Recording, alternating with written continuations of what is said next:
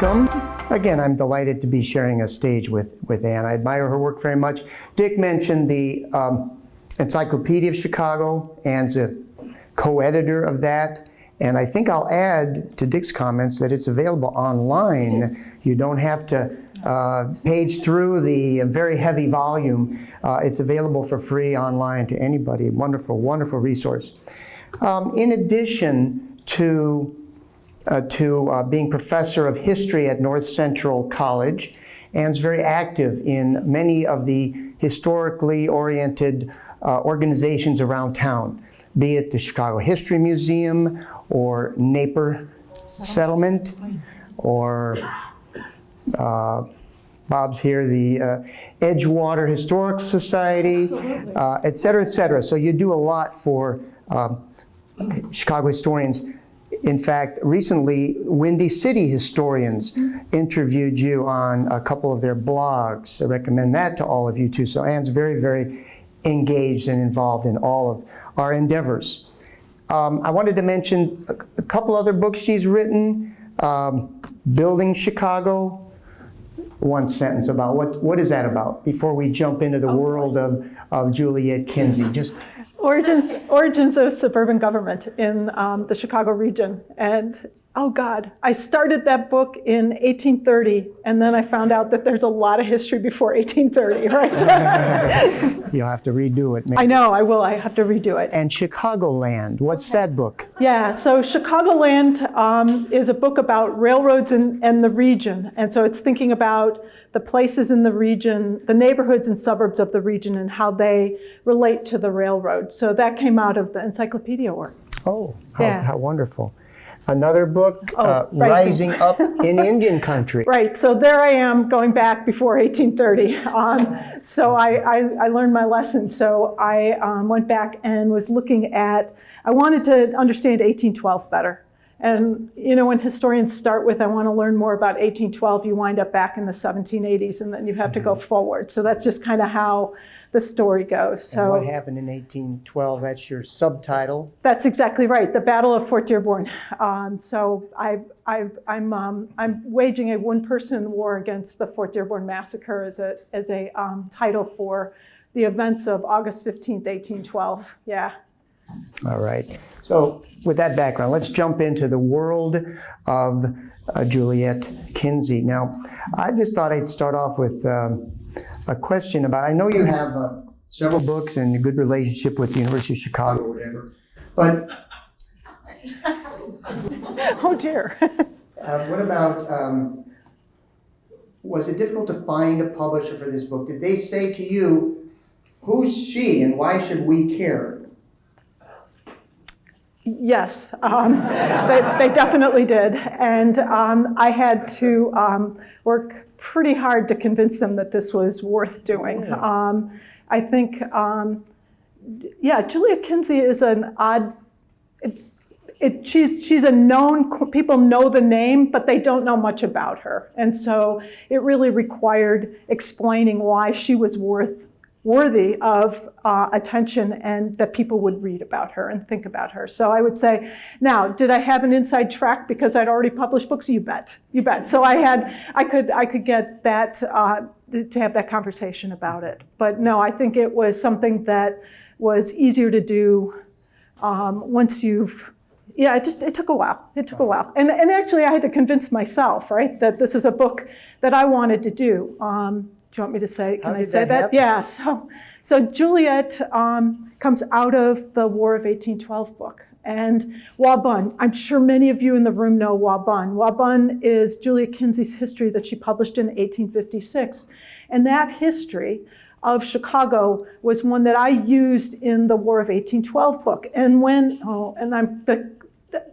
I realized that much of that book is grounded in, that is useful and valuable, I wanted to know more about her, because if you go to the Encyclopedia of Chicago and you look up Juliette Kinzie, you will find that there are several, the way we think about Juliette is something that we wrestle with, because whether or not she's writing fiction or she's writing history is hard for us to decide.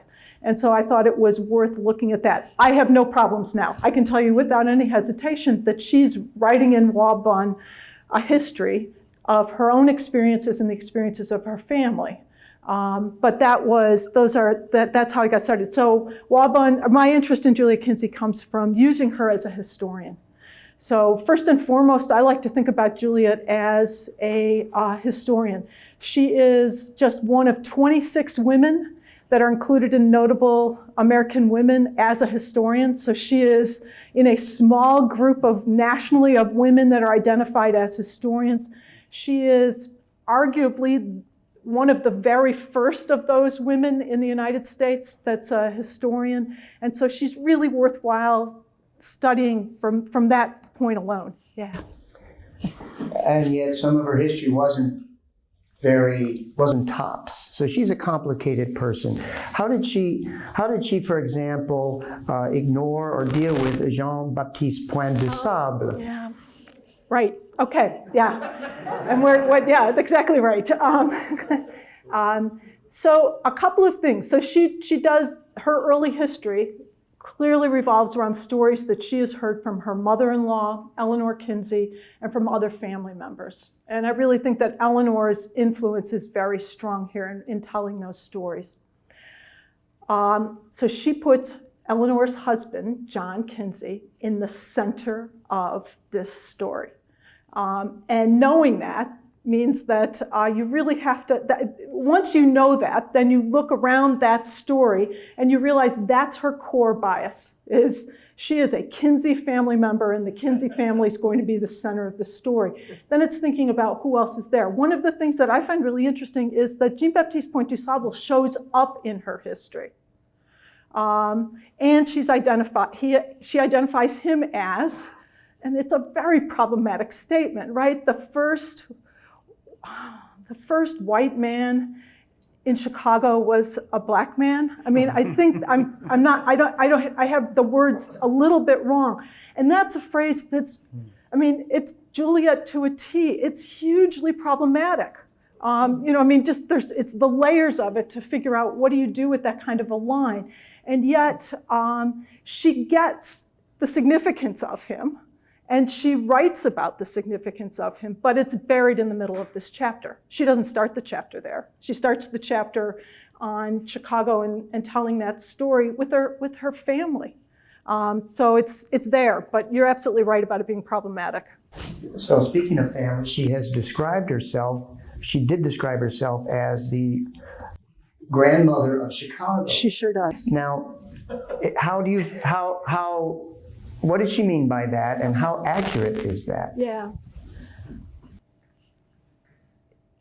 Yeah, she's got a couple of things that don't jive, right? So she's describing her father-in-law as the father of Chicago, and then she describes herself as the grandmother of Chicago. So she's got some wrestling to do with the way she describes this. So we start there. Juliette Kinzie started calling herself the grandmother of Chicago in the 1850s after Waubun is published. She describes she and her husband John as the old timers, and they were the first. So she's making that claim that we are the first family. And again, lots of reason to argue against that, but that's why she calls herself the grandmother of Chicago. What I love is the story that she tells to her daughter that when Abraham Lincoln has been elected in 1860, and he comes up here in November to go to celebration parties on the near north side. So he's in, I don't know, one of the, William Ogden's house is probably a good bet for one of these parties. And they're sitting at this party and she gets to talk to Abraham Lincoln. And she's known Abraham Lincoln for decades at this point. She was out on the campaign trail with her husband in 1840 when they're out campaigning for William Henry Harrison as the Whig candidate for president with Abraham Lincoln. At any rate, she sits on the sofa or the settee with Abraham Lincoln and she's opining to him, well, now you're the father of the country and I am the grandmother of Chicago. So she's not without, she has a sense of herself there. Yeah, she also, so in just the same year, though, she describes herself as the grandmother of Chicago to the Prince of Wales comes through Chicago in August of 1860. So in between the nominating convention in May of 1860 for Abraham Lincoln and his election in November and this story that I've just told, the Prince of Wales comes through Chicago. He's on his way to go pheasant hunting, right down in Chicago, further in Illinois, and she describes herself in the same way. So she likes that trope. She will use it over and over again. So she would really like that you brought it up. Well, there you go. Well, I didn't mean to pick on her. A couple of comments I made are a little bit negative, but after reading this wonderful book, I admire her tremendously. And I wondered if you could tell us how she was typical of the time and how she was exceptional for her day. Yeah. I'm going to start with the second part because it's how she's exceptional. I mean, she is an incredibly well-educated woman in a world where it was not easy to get a really fine education. And she is trained at local schools in Middletown, Connecticut. She's born in 1806, and she actually spends a year at Emma Willard's seminary. So really one of the very first schools in the country that's training young women, that's offering that. Now, she doesn't stay for long. Her father has run out of money, and there's all kinds of issues, but she has that kind of an education. She's also a writer, and I think that makes her unusual. She's a published author. In the 19th century, she's that unusual. She's a historian, and that makes her unusual. She's also a wonderful artist. So one of the things that I did not realize, and I've for years used images from A.T. Andreas, the 1812 map, and the image of the Kinzie house that gets reprinted over and over again from Andreas. She did those. You know, I mean, she drew the map that's used, that's there, and she drew the etchings that are in Wabun. So she's a writer, a map maker, an artist, and so I think in those ways she's really unusual. How is she typical? She is a northern white woman of her world, and she's the wife of a Whig politician. She's a Whig.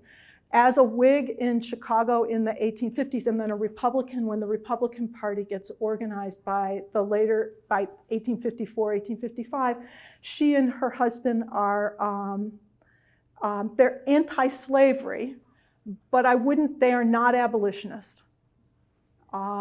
She knows a circle of women who are for equal rights. She's got the training, she's got the public persona of someone that you would expect to be for equal rights, and she's not. She's not for equal rights for women. She's really not for equal rights for people of color. She's not for equal rights for immigrants. And that I think makes her fairly typical of her world. Of her time. And one of the things that really struck me is that it reminds me of when I think about Abraham Lincoln, that this is the world that he's operating in.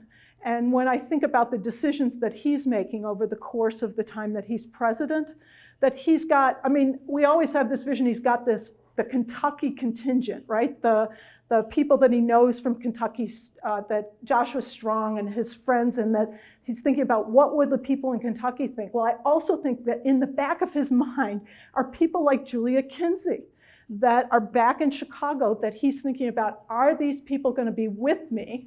And Kentucky being a border state. That's exactly right. Kentucky being a border state, and Chicago being a state that reminds you, it's in the North, but the North is not abolitionist. And the long, hard fight that it is to get there. Mm-hmm. So, I mean, I think she just really helped me understand that what Lincoln was dealing with, mm-hmm. and what other people were dealing with. Mm-hmm. But Lincoln's the person that I think kind of embodies that. Mm-hmm. Well, let's shift gears a little bit. We have a few writers in the audience. Oh, just a few. What challenges did you have researching and writing this book? I know the letters. I mean, did you know about the letters early on, or was that a discovery? What about your whole process, and how long were you working on this book? Yeah. So the 1812 book came out in Dick, I'm older than the Midland Authors now. So, but it came out in 2012.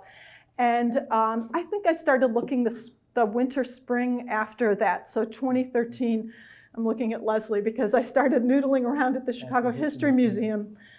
They've got microfilm of an awful lot of the letters. So Rima Schultz, her entry in another encyclopedia, Women Building Chicago, which is just an incredible resource for us. I read Rima's entry, talked to Rima. Rima's like, go look at the letters, Anne, go look at the letters. So I went in and started looking at the letters on microfilm, and it was popcorn.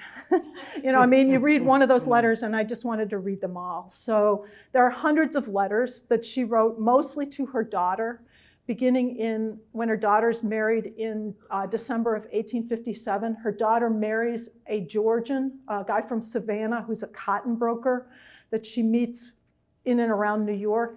And the daughter moves to Savannah. So a good portion of her story then, of the letters, is about the conflict between the North and the South, is thinking about slavery and then the war itself. And these letters continued then throughout the war.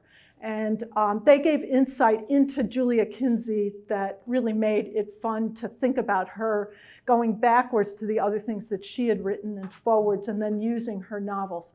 So I was able to use the microfilm that has been at the History Museum since the 1950s. That microfilm came largely from letters. In fact, it is from letters that are held now at the Gordon family collection at the University of North Carolina. It's in a family history collection there. And can I say why the Gordon family is so interesting? Please. Yeah, so the Gordon family, and then I was in Savannah. So I was in Savannah and also found more letters there.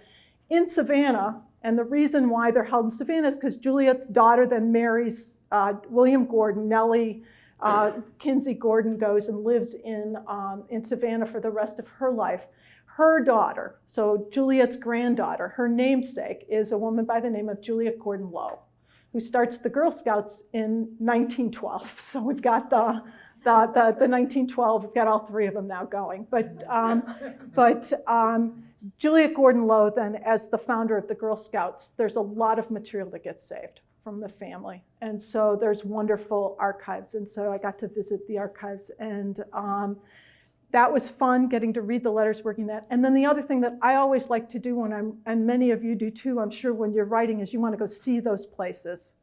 So I had the good fortune to be able to go to where Juliette was born in Middletown, Connecticut, and the house that her father built and lost, right, is there and used as a mental health facility now, but you could take a picture. And I drove the people crazy because, crazy is the wrong word to have used. Mental hospital. Really poor word to have used. But I was there really early on a Tuesday morning, and I'm walking around this building taking pictures. And the people inside the building are like, what's she doing? What's she doing? So finally somebody gets up the nerve and comes out the building and is like, what are you doing? I'm like, well, the guy who built this building, I'm studying his daughter. I'm reading about it, trying to learn about his daughter. And I managed to, I'm not a sweet talker, but they did agree to let me come in, and I touched the newel, right? The post, right? As you walked in with the staircase, and you knew that was the one thing in the building that hadn't been changed was that post. So I was able to hold that. And so I got to Portage, Wisconsin is where she comes when she moves out here. And Portage, Wisconsin's still has a wonderful trading outpost that Juliette and her husband built. Well, with our money, right? With congressional money, but she directs the construction of that up at Portage, Wisconsin, and lives there for about a year and then moves. And then the house here in Chicago, which is no longer there, but north of where the tower that will remain nameless now sits on the north side of the river, that they had a house there for until 1870. So they build a brick house in a frame city. It's a remarkable house that they build. And then I got to go to Savannah and see more stuff. So it was fun. Sorry. So So that's incredible. And I'm really still curious how you got onto this. I mean, you said partly from the Encyclopedia of Chicago, and maybe I'll put Leslie on the spot from the History Museum. Were there a lot of people reading Juliette Kinzie's letters? I knew they were there. They weren't a totally hidden collection, but I think Anne may have been the prime. There you go. So my question is, why was she forgotten, ignored, not known about, and how did you get onto this track to turn that around? Yeah. I mean, she's a woman. That's one reason. Right. No, What else? that's a piece of it. I think there's also a vision that you can't do history before the Chicago fire. I just think we have a general sense of that's just too hard to do. And the really interesting thing is there's lots to do. There's lots of material. So I think that's another piece of it. And because we think they've been destroyed. it's all been destroyed, right? And lots of things were destroyed. But the fact of the matter is there's lots of records that are still available that you can piece the stories together. So I think that's another piece of it. Yeah, exactly right. She's recognizable, but not very famous. You know, and if you know much about her, your feelings about her are probably mixed, because she's a person I really was drawn to her because of these letters, because she really jumped off the page. She wrote about her life. She wrote about what was going on. She wrote to her daughter like she was sitting right there. And that's pretty incredible for me to have that. And so we saw the inside of these houses that you only get the outside from. Mm-hmm. So, and you learn about institutions in town that you know of the history from different ways. So the Chicago Historical Society, which is organized in 1856, you know, there's wonderful history written about the Chicago Historical Society, but it's from the perspective of the people, the men who signed on to be the board of directors or the trustees, and who organized it and who donated money. And then I read Juliette's letters, and it turns out it makes perfect sense. The Historical Society is organized in the parlors of women like Juliette Kinzie, and women like Juliette Kinzie are a part of this whole process in a way that I didn't realize. So it was kind of fun to see this story from her perspective. Mm-hmm. Yeah. Great. Well, let's see.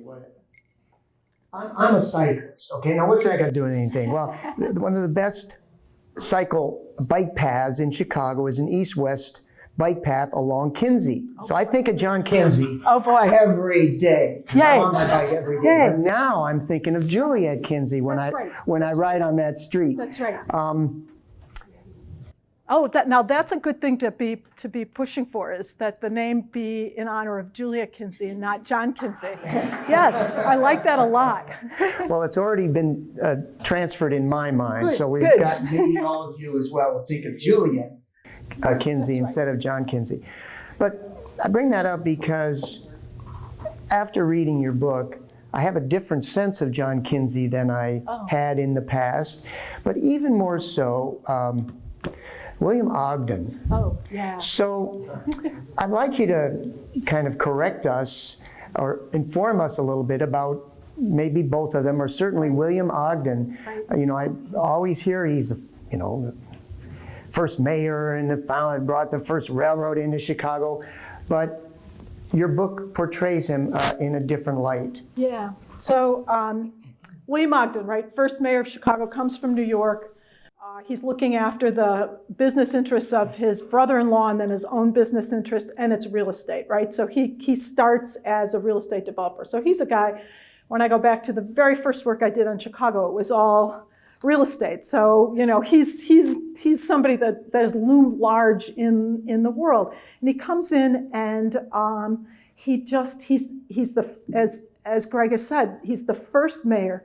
He invests in so many things across the board. So he's involved in lots of businesses, the railroad, helping to keep the canal afloat. He's involved in bringing somebody like G.P.A. Healy, the artist, the portrait painter, will come to Chicago because he's gone to Europe and he meets him and he's like, come to Chicago. We've got lots of people with money that can pay you for having their portraits done in the late 1850s. He's involved in doing the water works for the city. So I don't want to, this is not a, I am fully aware that William Ogden is a really important guy. What's interesting is Juliette Kinzie has her own view on William Ogden. She's known William Ogden since he arrives in town as the upstart from New York. And they're just the upstarts from Portage that have come down to Chicago. So it's not like anybody's been in this crew very long. But William Ogden then runs against her husband in 1837 for mayor. And William Ogden's only been there a few months. 6 months, I'm understating that, but not very long, just a little bit better than a year. And William Ogden beats John Kinzie, and that gets up Juliette's hackles, and she's got kind of a chip on her shoulder about him. She feels William Ogden is an opportunist, and she will tell anyone, and yes, he is, and a very good one at that. This is someone who sees an opportunity, takes it, and runs with it. Where they really, and they're in the same, they're both at St. James Episcopal Church. He joins the church. She feels it's opportunistic for him to join this church that's really his, that kind of back and forth. But where they really run into trouble is that John Kinzie loses most of his real estate and his wealth in the 1837 panic and depression that follows. And William Ogden has got deep pockets. He loses a lot also. He loses a lot, but he's got deep pockets, and he's able to hold on to the real estate, and he recovers. And no, you're absolutely right. He definitely loses, and he comes back. So he's, again, Ogden is not. So I think that's but the contrast between Ogden's the continued rise after 1837 and the Kinzie family. I mean, John Kinzie, after, they're going to settle into government appointments. He's going to be the canal commissioner. He's going to, he will be the collector of tolls. He'll have jobs that are great jobs, really nicely paid jobs, but they're not going to make him one of the wealthiest people in the country.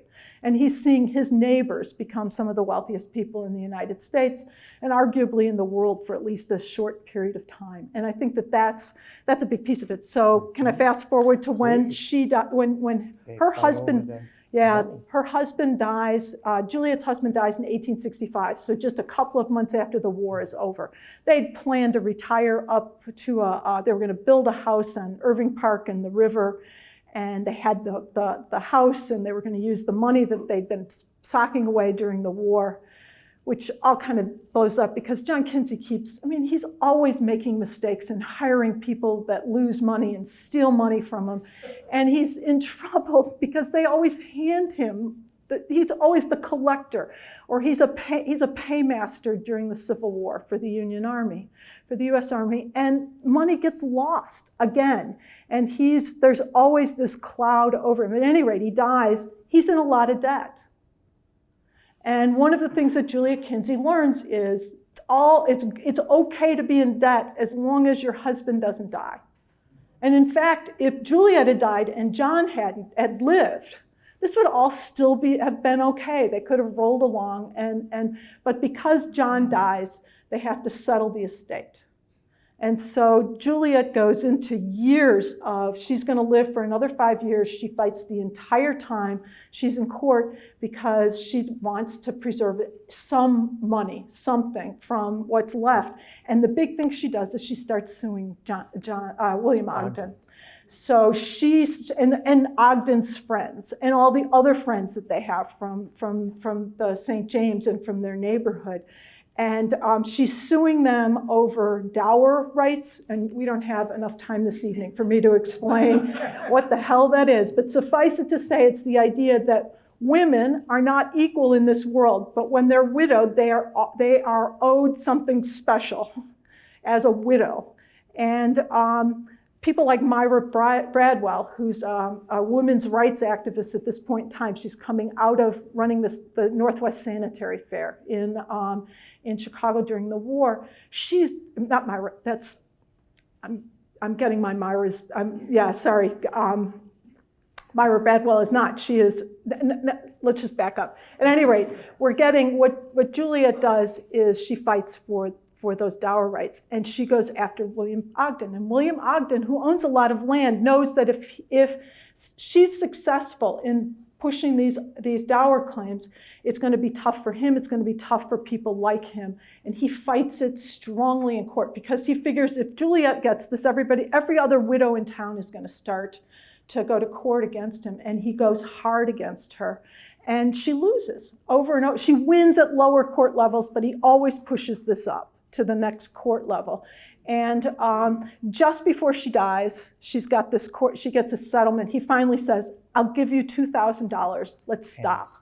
Yeah, I'll just pay you off, basically. So Ogden does that, but she's very angry at Ogden, very angry at Ogden. And the thing about it is, at the end of all of this, Juliette, who's been pushing her own legacy, the legacy of the Kinzie family, to have died in these circumstances. I mean, William Ogden, in contrast, his star is on an upward trend. The fire comes. William Ogden loses an awful lot in the Chicago fire, and he never comes back. He never looks back and comes back. He goes to New York, and he just does. He says he's left this beautiful city that he helped to build, and he really doesn't come back. But Ogden then is kind of the front runner in terms of the way we tell the history of this, rather than the Kinzie story being the central one. Yeah. Well, you mentioned the fire.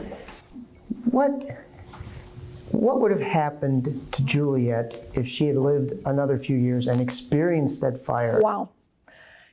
Yeah, so Juliette Kinzie she builds this house, she and her husband build this brick house in 1835, and they live in it for 30 years. 33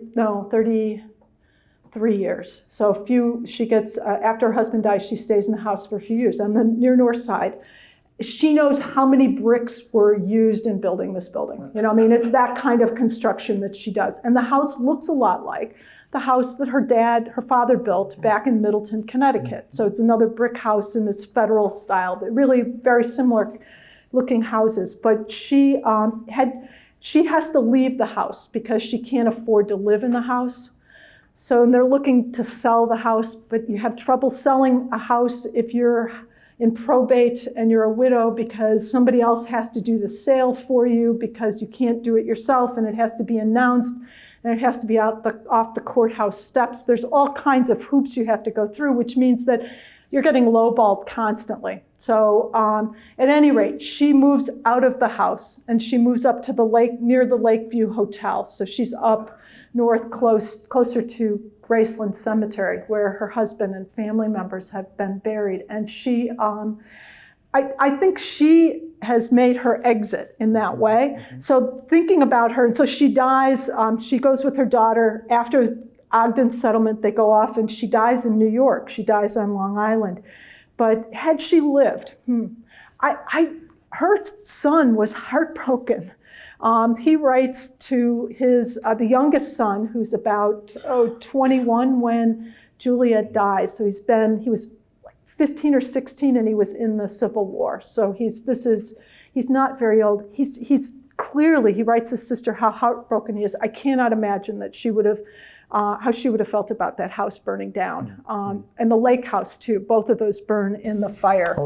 She was south of Fullerton.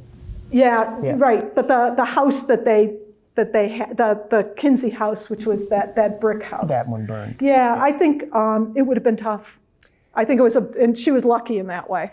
Well, with all the emphasis on, family, church, community, I kind of envision her maybe as someone who would have been reinvigorated by all the needs that were so visible and present in Chicago that she helped to build, and she may have really stepped up. I think that's a possibility. She's not a young woman. And the thing about it is, what she did in the Civil War, she really backs away. She does not get involved as much as she had been during the cholera outbreaks in the early 1850s, where she's just really a force to be reckoned with in addressing cholera. Part of this is she's not feeling well, and I have some suspicion from the way she writes about what she's taking, that she is taking. She could be taking all kinds of versions of morphine that are affecting, because she dies of an accidental morphine overdose. So so she's, I think that's with the kinds of medicines that are being prescribed and that she's buying from the local grocery that would be there, but mostly prescribed by the doctors in town. I think she was at the end. Maybe too late. It might be too late. She was writing, but not. I think she could have written about it. I don't know that she would have. In fact, I know she would have written about it. Another book. Yeah. That's probably the way to think about it. That could have been. Yeah. Our loss. Why don't we open it up to questions? Anyone in the audience here now? I'm going to see. Is this mic working? Hello. Because we're recording this. Our friends at Can TV are here, and we want to make sure the questions are. We'll repeat it. We can repeat the question. We'll repeat the question, Bob. Go ahead, Bob. You had talked about a lot of her philosophy came from when Chicago, the basic economic unit, was the family. Right. In Portage, early Chicago.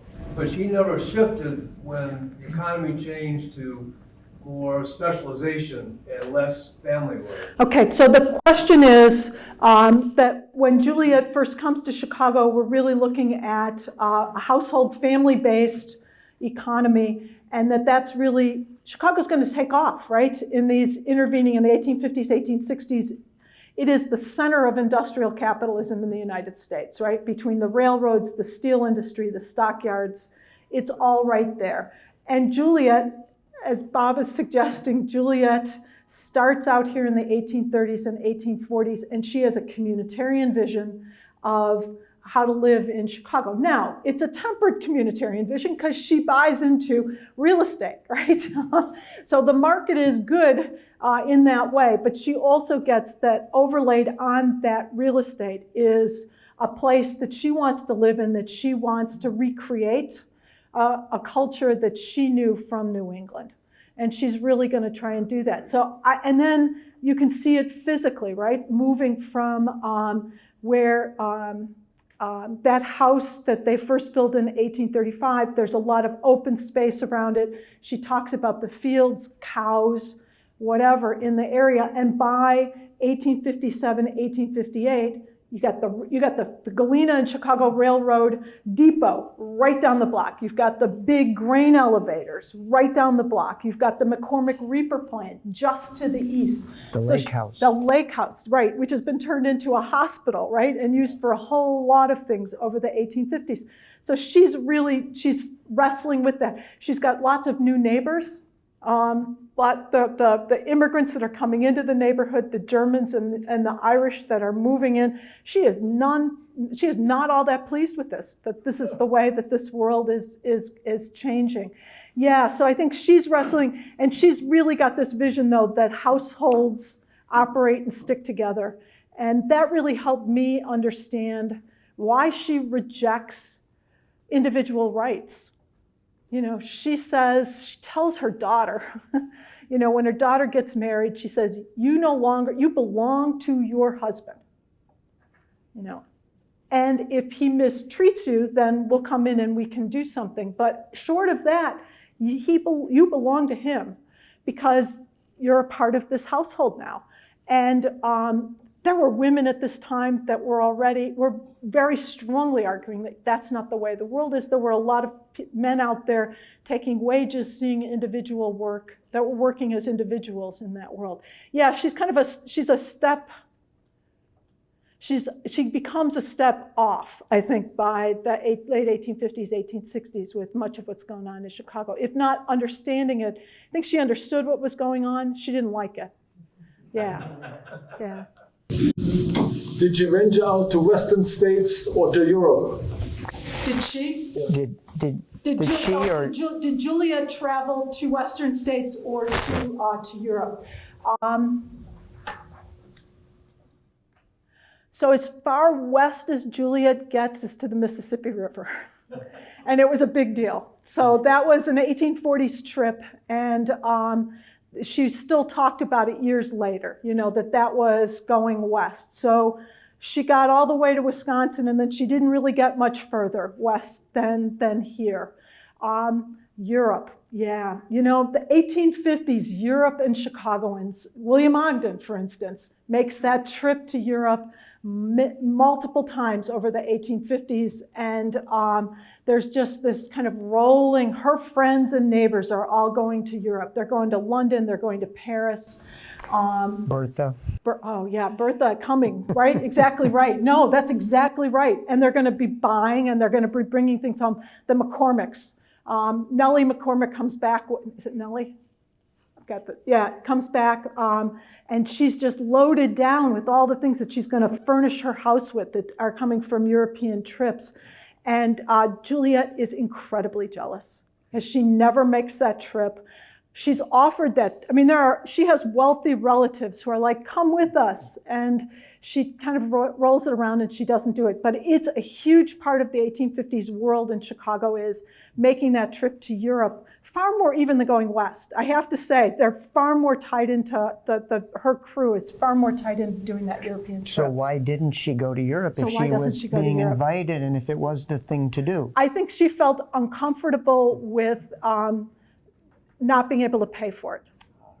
Yeah, I mean, I think in the end she was unwilling to do that. She didn't travel much. She didn't go to Savannah. No. To see her daughter. Right. She travels to Savannah a couple of times before the Civil War starts. And then when the war stops. Now her son, her son-in-law, who comes from Savannah, he's the only member of his family that comes north for this wedding in Chicago. Everyone else in the family, so this is December of 1857, said they would not go to a northern city like Chicago. They'd go to New York, but they wouldn't go to Chicago because Chicago was identified as this, Lincoln. As Lincoln. That's exactly, well, not. I mean, in 1857, it's not, but as a hotbed for Republicanism. So you're absolutely right. Lincoln is coming, and it's going to be absolutely a big piece of this. So she and her husband go down a couple of times, but then they don't see each other during the war itself. So they have to exchange letters, which is the beauty for me because they have lots of letters because they're not together very much. Other questions? But didn't Nellie, her daughter, Yeah. and her granddaughter, Yeah. aka Daisy, Yeah. Gordon Lowe, didn't they come up to Chicago during the Civil War? No, they're only in Chicago at the very end of the war. So in December of 1865, William Tecumseh Sherman lands in Savannah. And guess who wrote a letter to William Tecumseh Sherman telling him that, oh, by the way, my daughter is in Savannah. And she is strong Chicagoan. And I mean, I think she's serious, but she wrote to everybody about, you got to get on my daughter. William Tecumseh Sherman pays a call to Nellie, right? In the days immediately after his landing, and it causes all kinds of trouble, right, with the Gordon family because her husband, William Gordon, is up north fighting. I mean, he's going to get involved in the last months of the war in the fighting. But the city then is occupied, and William Tecumseh Sherman personally gets Nellie to New York with her kids. So the kids and Nellie go to New York, and in New York, her brothers, the Kinzie brothers, come out and get Nellie and the kids and bring them back to Chicago. So that's when they finally get to Chicago. And William Gordon is apoplectic. I mean, he cannot believe that his family has deserted him and gone to Chicago. And Nellie leaves her kids in Chicago with her parents, and she goes back to behind the Union. It goes through the Confederate troops to join her husband, and it's only after they have been together that they reconcile. But the letters that they wrote back and forth to each other are so angry. Those are at the University of North Carolina. I mean, they are so angry. And Nellie kept them. I just find it really interesting that Nellie did not get rid of those letters. She hung on to those letters. The other thing she hangs on to, just one more story. William Gordon, our guy who really hates Chicago, all things northern, and hates Chicago, he comes through though, and he has no money, right? The war is over, he's a cotton trader, he's lost everything. They've got the house in Savannah, so it gets nothing, but they have something, but they don't have much. He comes up and the Kinzie family arranges for him to have to get a loan on a Chicago bank, and the loan is signed William Gordon of Chicago. And the William Gordon of Chicago, that loan is, Nellie kept it in her closest papers. And it was there, that gets turned over at her death to the University of North Carolina. So my feeling on that is, you're thinking about this, is Nellie's like, he said he was a Chicagoan, right?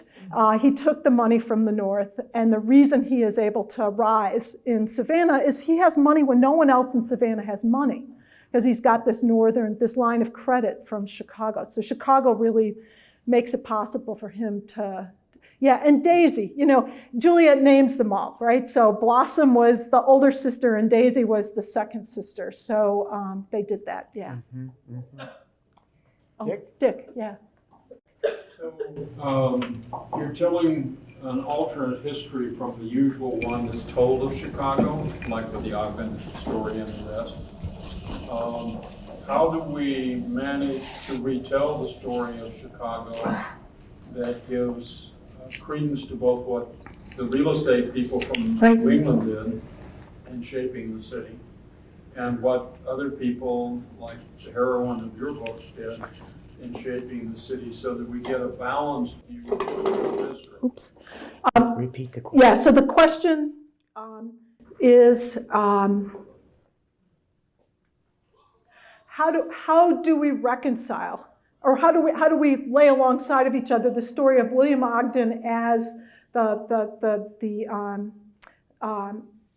as the promoter and the fellow who really made Chicago that Chicago was a man's city. One way of thinking about it, alongside of Juliette's story. How do we put those together? And I would say that Juliette would keep those together all the time. I think the big thing here is to just always look at families and the women. I think the story here is just a broader one than we tell. We tell a narrower story by looking just at the men in this story. That if we tell a broader story, and now I'm in trouble. A broader story. Yes! Oh God, I get so many points for that one. At any rate, I know, it's awful, awful. But that's, the story of my life. At any rate, but I'm completely convinced, and this is because I am someone who, when I first started doing Chicago history, didn't look at many people, for starters, men or women, right? I mean, I wrote an entire book that had 2 people in it.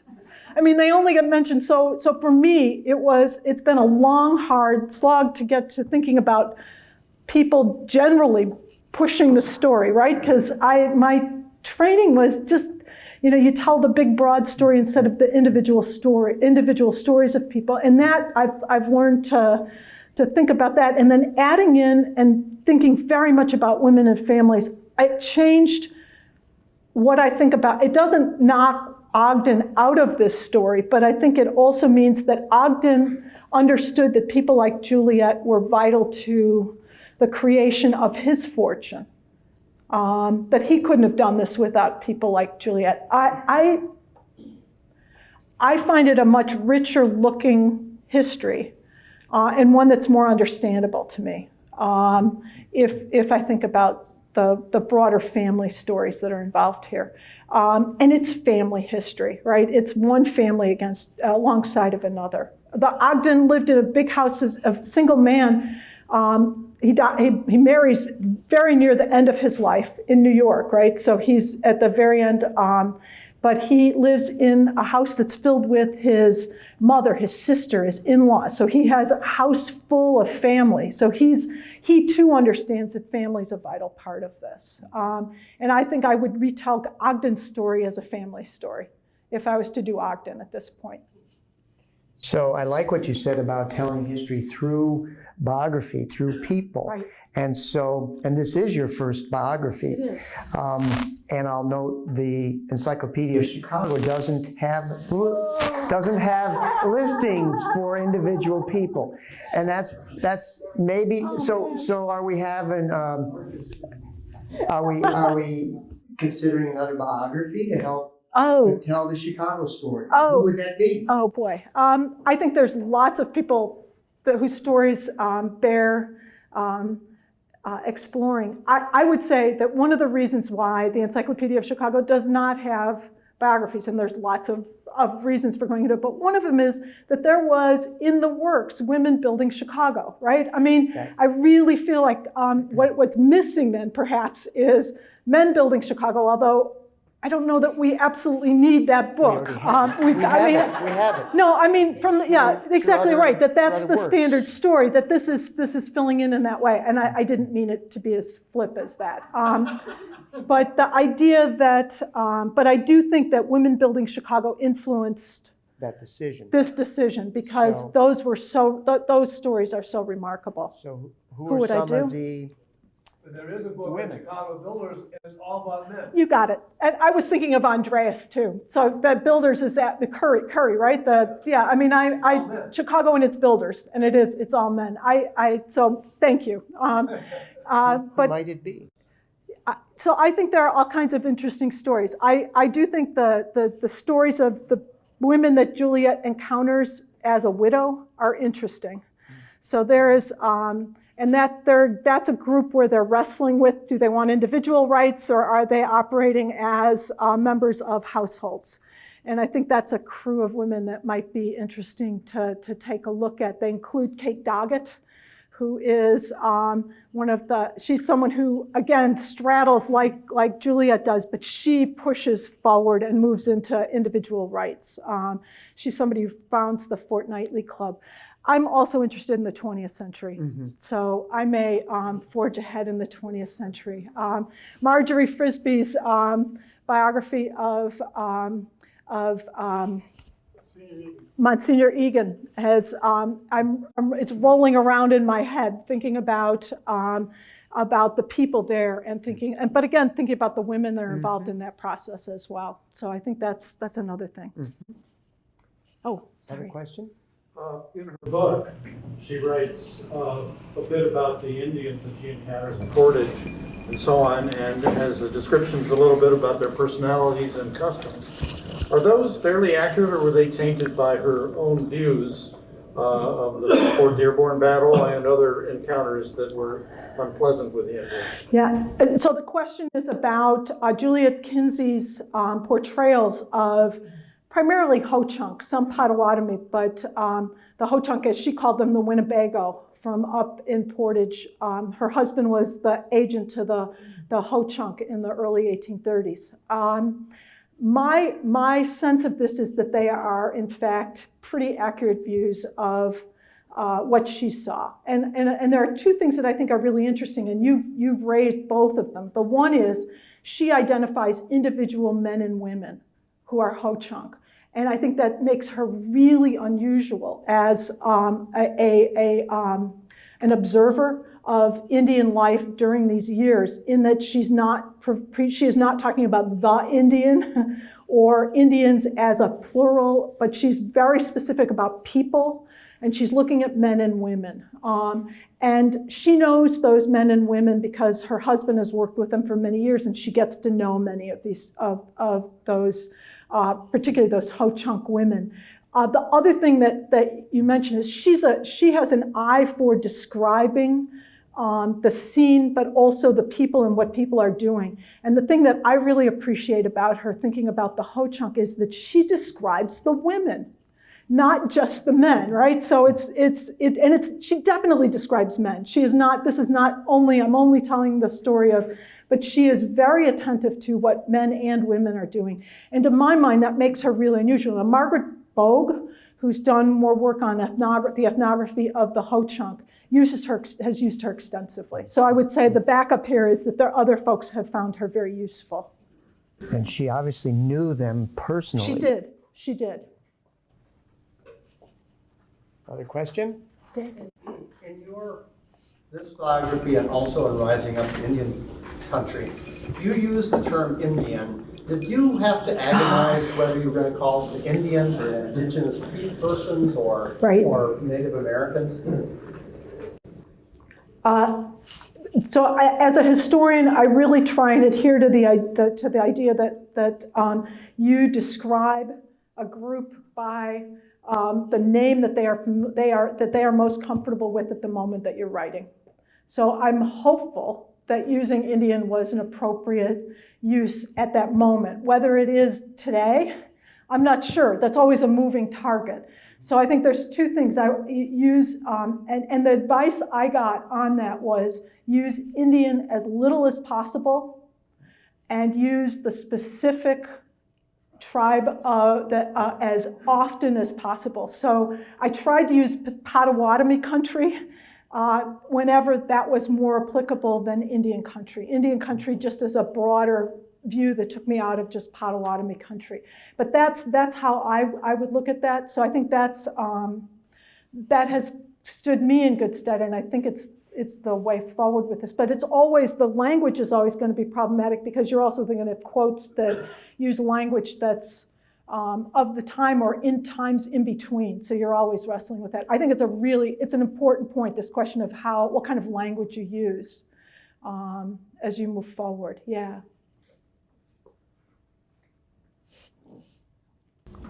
Another question? Time for a couple more?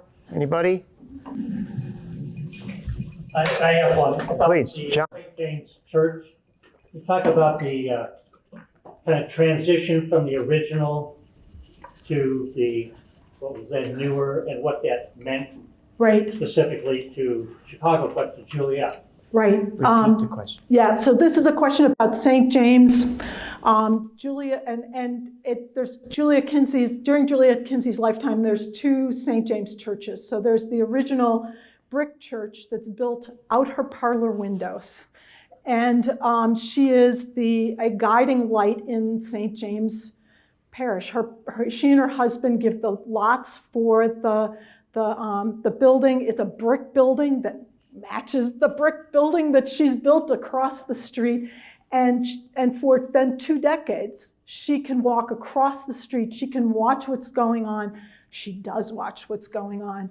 And she's very much a part of that. And then in the mid 1850s, the congregation, many of the members of the St. James congregation are moving further north. So they're leaving right by the train station and McCormick Reaper plant, and they're building bigger houses. Ogden moves up a bit further north so that they're closer to Chicago, to Chicago Avenue, going up as far as that division, and so the church, and by this point the Kinzie family the Kinzies don't have much money, or as much money as they had before. They're not going to wield the kind of influence. So at this point, Walter Newberry is kind of the figure behind who's got the money, and alongside of people like Ogden, and they decide they're going to build a big, beautiful, much bigger church further north. And actually it's Ellen Scarrett who has pointed out, who's done all this work on Holy Name, right? And the other churches in the area, who points out that Holy Name, the Catholic cathedral, is built and completed, 1855, I think. And not too long after that, the Episcopals decide they want a big, beautiful church right nearby. And so they're going to move up further north. Now, Juliette is really appalled by this. This is that the church is leaving. She will write about the fact that they sell the church to another congregation, and she'll look across there and write to her daughter about it. Now, her daughter gets married in the old church. Her daughter is there the last few days that the church is open in December of 1857. They moved January 1st to 1858. They're in the